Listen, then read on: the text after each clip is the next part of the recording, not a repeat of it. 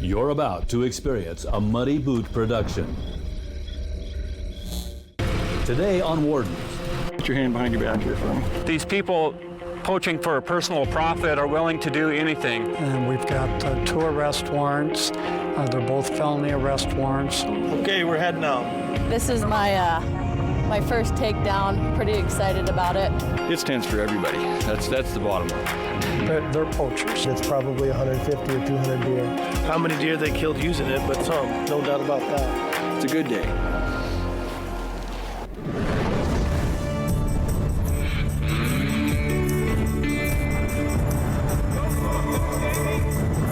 You know what you did wrong? You're before shooting hours.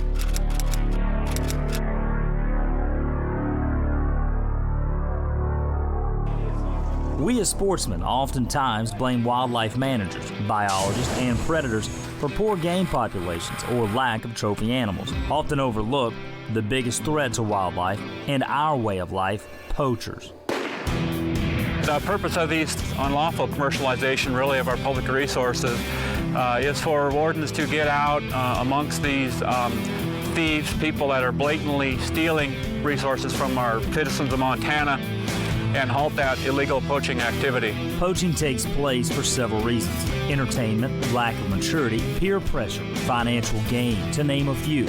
Each individual that poaches is different.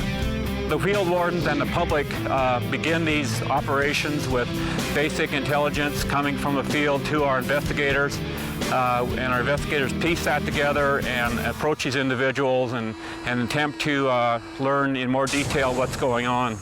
Operation Chuck Cold takes place in Region 4, 40 miles from Great Falls, Montana. It's been a 3-year undercover sting operation.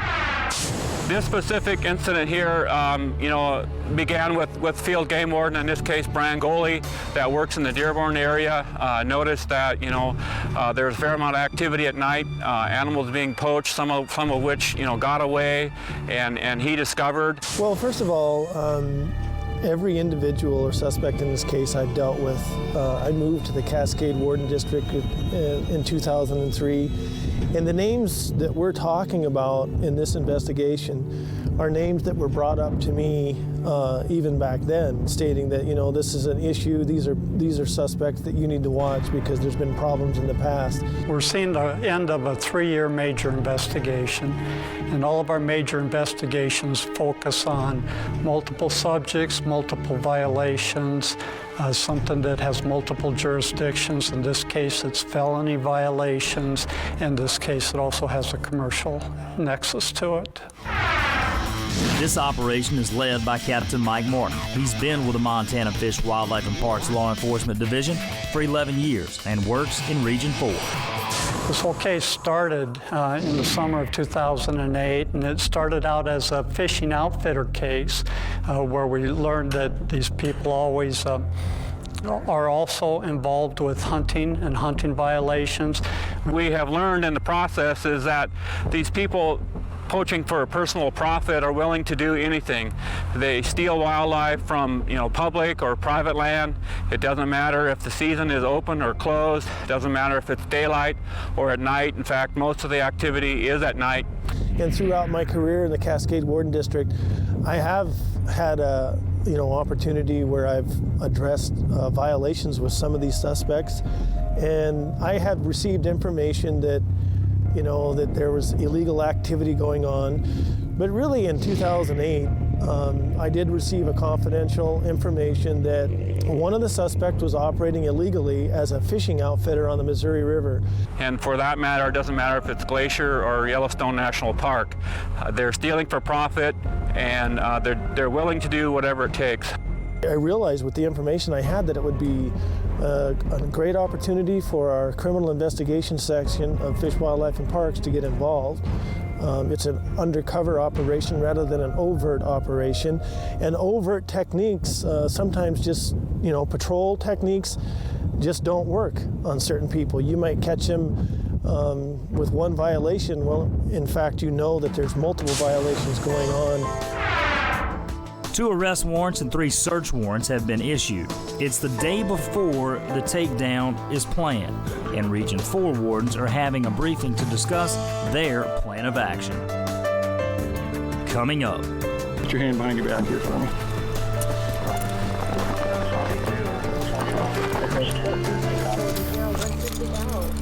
He has a warrant for his arrest.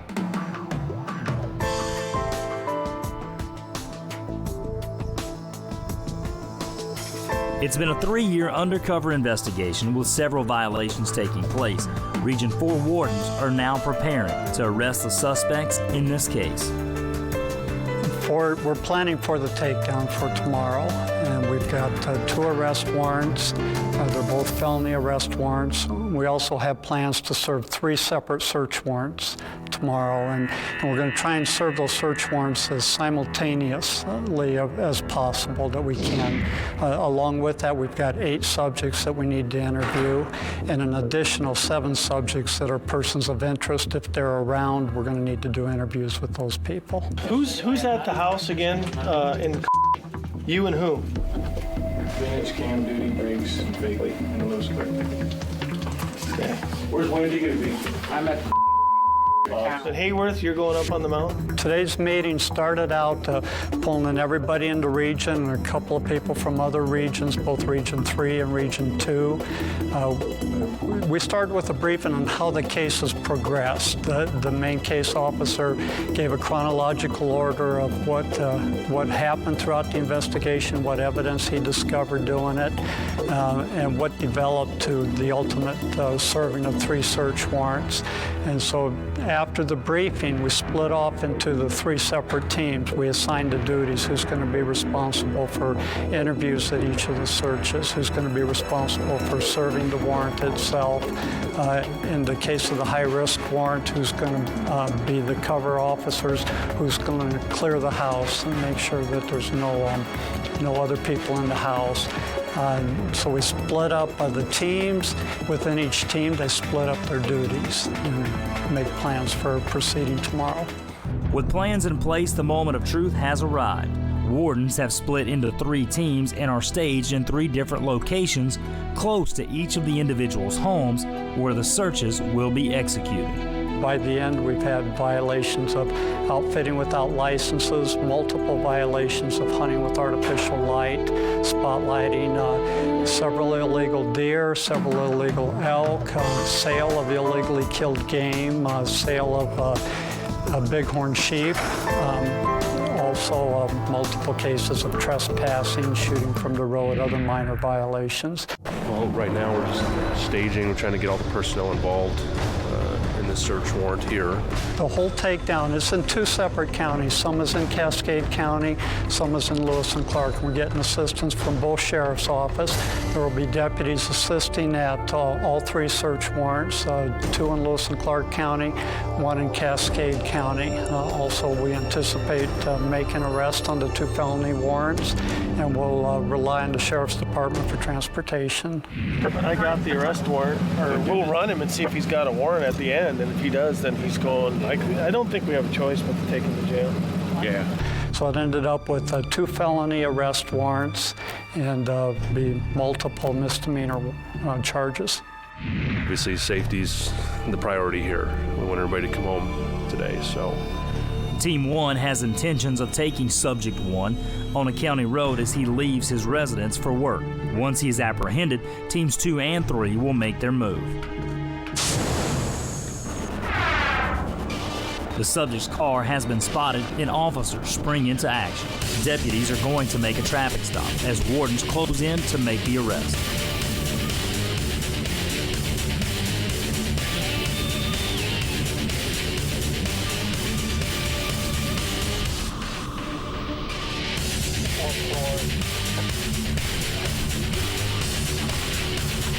The stop has been made, and Wardens John Lasowski and Bob Hammer are talking to the suspect, letting him know why he's being arrested, while our camera crew moves in to catch the action.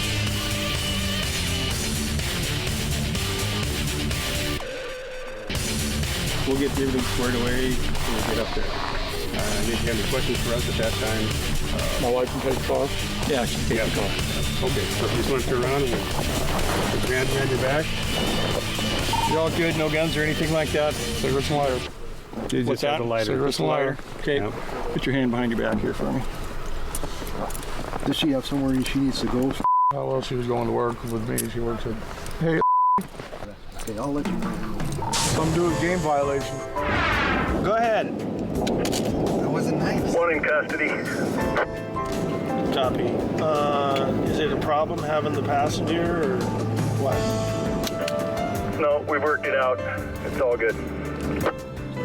Okay, we're heading out. When we return, Where's Brian Goalie?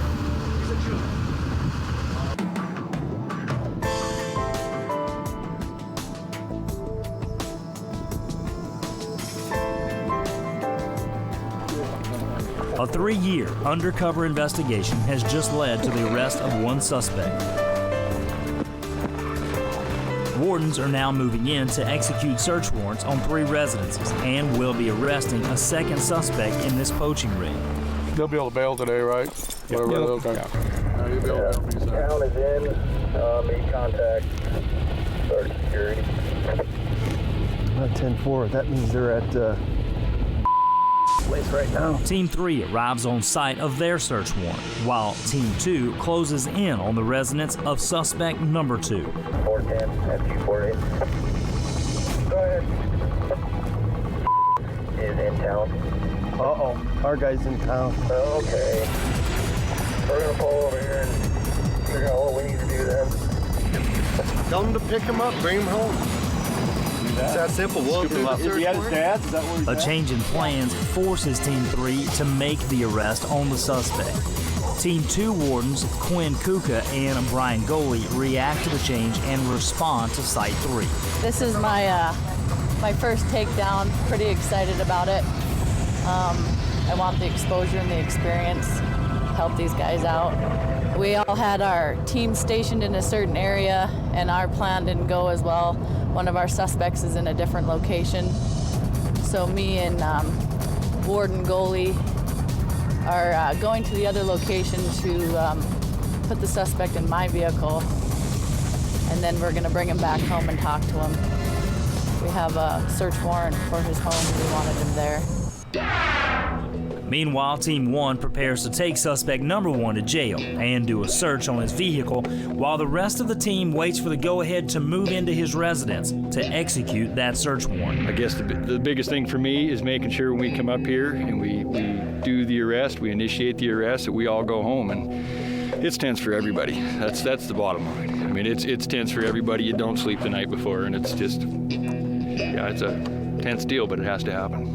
We were in Lewis and Clark County when we made the stop, so we won't do a courtesy arraignment, take them right to Alright. I'm just trying to figure out what to do here. Wardens Goalie and Kuka arrive at the site of search number 3. They need to transport him back to his residence to execute the search warrant and interview him about the alleged violation. The legislature in Montana has given us some pretty big sticks in dealing with these types of crimes. Montana is one of the few states that's put people in prison for this type of activity. Some of the fines, and they are all wildlife felonies, some of the fines can reach up as high as $50,000. Team 2 arrives at the residence of suspect number 2, where they will execute the search warrant and interview him.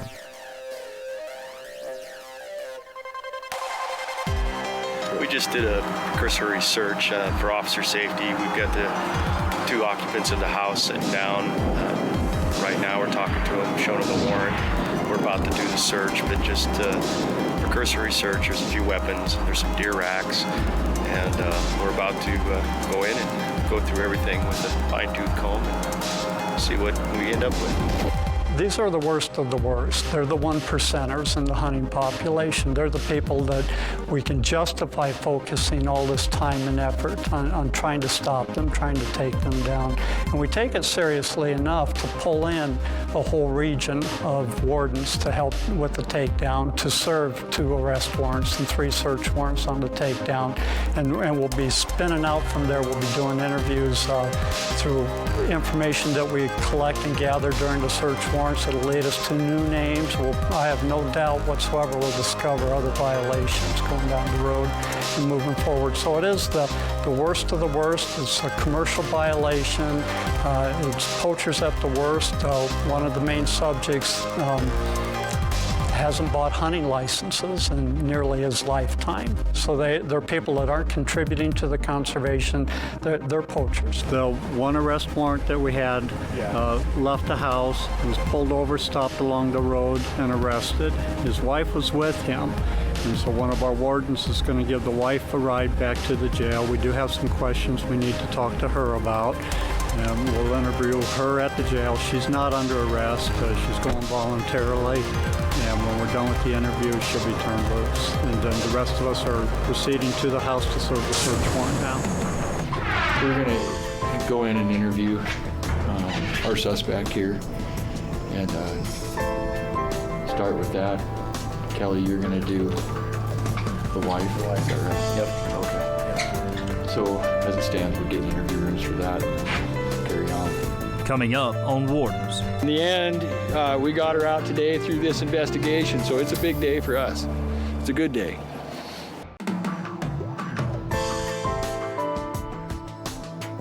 Region 4 game wardens have just executed searches on 3 separate residences and have arrested the prime suspect in a 3-year undercover investigation of a large-scale commercial poaching operation. It took us across the state to several other areas. They mentioned that they were out all night long and actually a 27-hour straight stint with these particular individuals.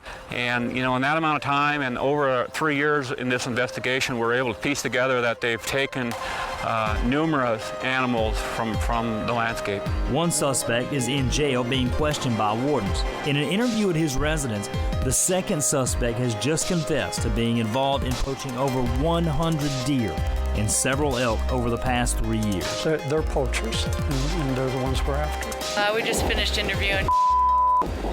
He rolled on a couple of violations.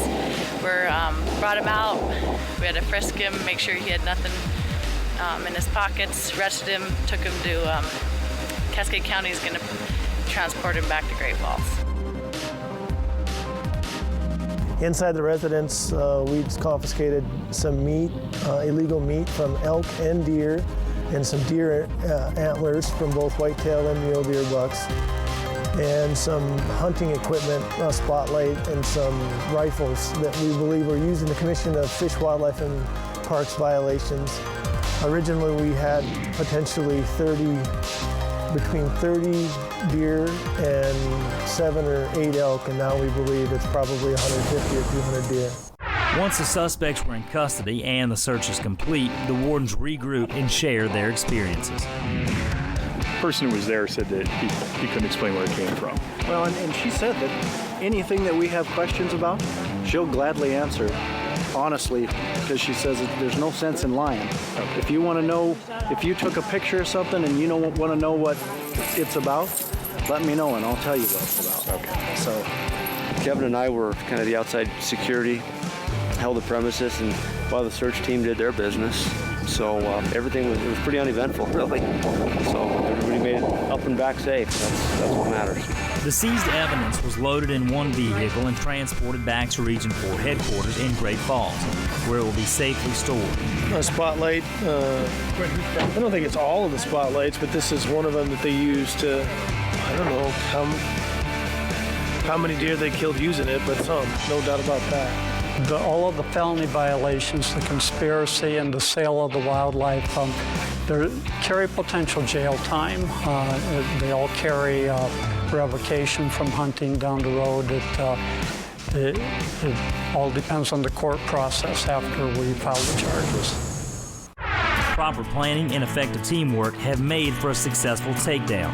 the wardens gather back at Region 4 headquarters to debrief and discuss the day's events. I think the bottom line with long-term investigations is that you have to use every tool at your disposal to bring these people to justice or to halt the activity. And in Montana and in many of the western states, there is a fair amount of covert work along with overt work from the field wardens. The covert work is able to help us penetrate these poaching rings and get more detail in terms of what's actually happening. A field game warden, for example, might catch any one of these individuals on a given day, but the totality of what they're doing over time, particularly the unlawful commercialization and selling these animals, is significant, and you cannot investigate it really without covert activity. Next week on Wardens.